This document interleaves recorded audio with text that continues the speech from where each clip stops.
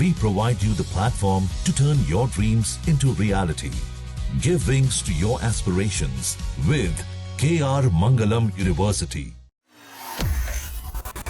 Iran और America के बीच जो लगातार तनाव बढ़ता जा रहा है, इस बीच एक खबर सामने निकल कर आई कि ईरान ने स्ट्रेट ऑफ हॉर्मूज में चीन के जहाज को वापस लौटा दिया। खबर आपको पता है कि बीते दिन भारत के जहाज़ों के साथ भी क्या हुआ था, वही स्ट्रेट ऑफ हॉर्मूज में, और अब चीन के जहाज को वापस लौटाया गया।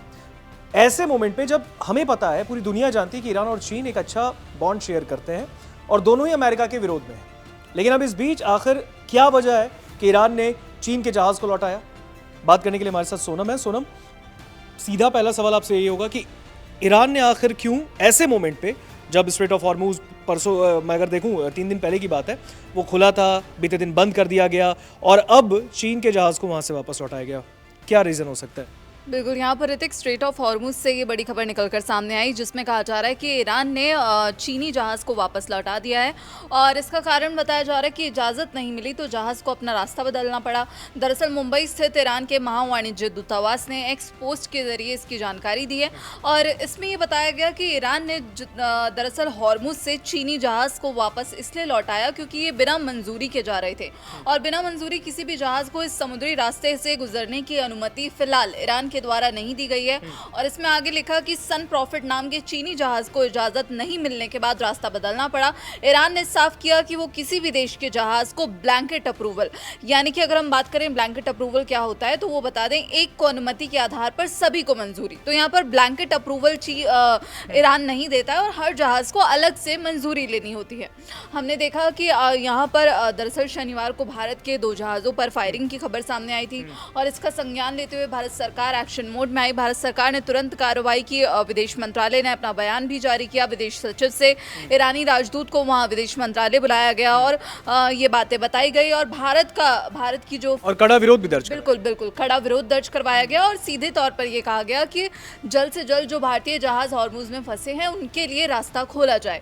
अब हम बात करें तो ये बड़ी खबर दरअसल चीन को लेकर आई है क्योंकि चीन जो है ईरान के ऑयल का लार्जेस्ट बायर है और ऐसी स्थिति में जब ये रिपोर्ट्स लगातार सामने आ रही थी कि चीन जो है यहाँ पर हथियार सप्लाई कर रहा है ईरान को, और लगातार जो एक्सपर्ट्स हैं वो भी ये कह रहे थे कि इस वक्त ईरान और चीन जो है यहाँ पर मौजूद जो उनका रिलेशन है वो बहुत ही मजबूत बना हुआ है और चीन की तरफ से भी लगातार कई बयान सामने आए। जब हमने देखा कि हॉर्मूज पर अमेरिका ने नाकेबंदी की थी तो चीन ने ही अमेरिका को लताड़ते हुए कहा था कि किसी भी एक देश की दादागिरी यहाँ पर नहीं चल सकती, इंटरनेशनल वाटर्स में आप अपनी दादागिरी नहीं चला सकते। तो ईरान के समर्थन में चीन लगातार बोलता हुआ नजर आया, हालांकि खुले तौर पर उसने कभी समर्थन नहीं किया और उसने इन रिपोर्ट्स को भी खारिज किया था जिसमें कहा जा रहा था कि चीन ने जो है वेपन सप्लाई करे। बिल्कुल, इस बीच में अगर हम देखें, जैसे कि अभी सोनम ने बताया कि हथियार सप्लाई की बात हुई थी, ये दावे जब सामने निकल कर आए थे कि चीन ने ईरान को मिसाइल जो है, उनके वेपन्स जो हैं उसके लिए काफ़ी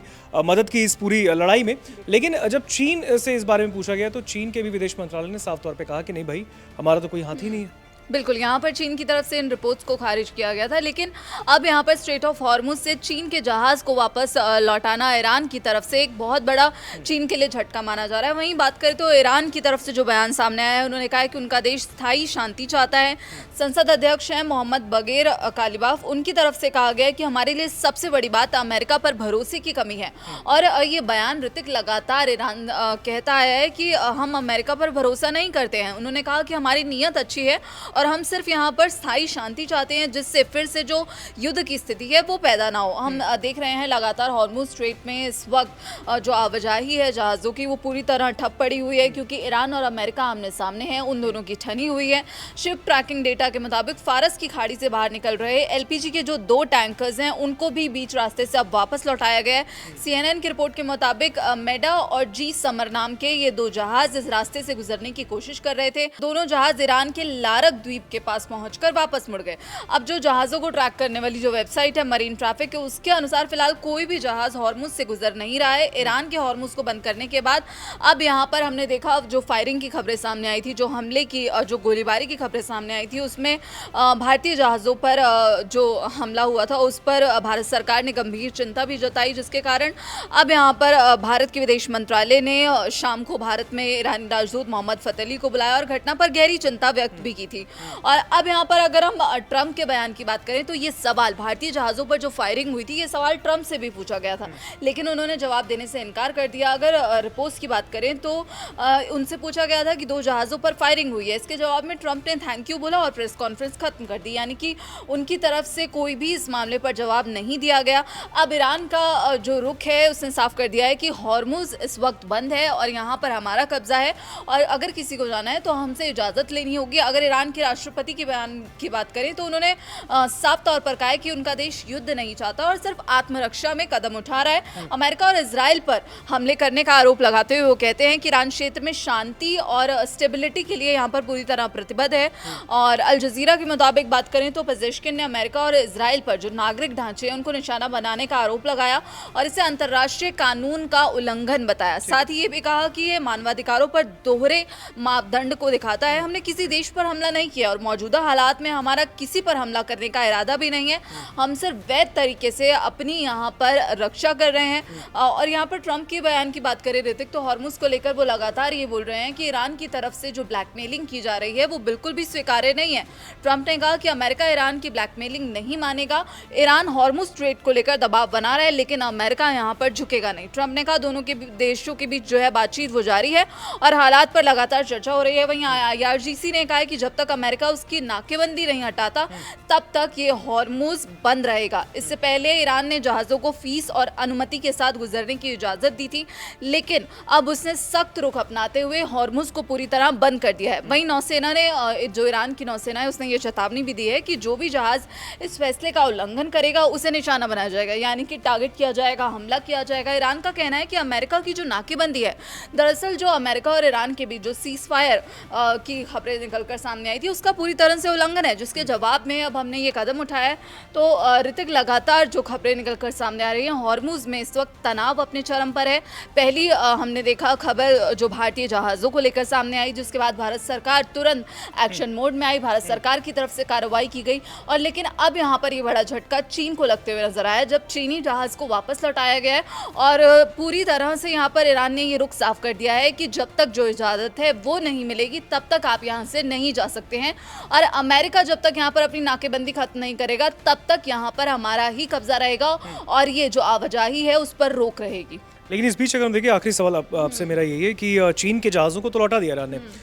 ऐसे मोमेंट पे जब ईरान और चीन के बीच की बातें, उनकी दोस्ती, उनके जो रिलेशंस है वो काफ़ी दुनिया में एक अलग लेवल पर देखे जा रहे थे, इस जहाज़ को ऐसे लौटाना मुझे लगता है कि आने वाले वक्त में शायद ईरान और चीन के बीच में एक डिस्प्यूट भी पैदा करेगा।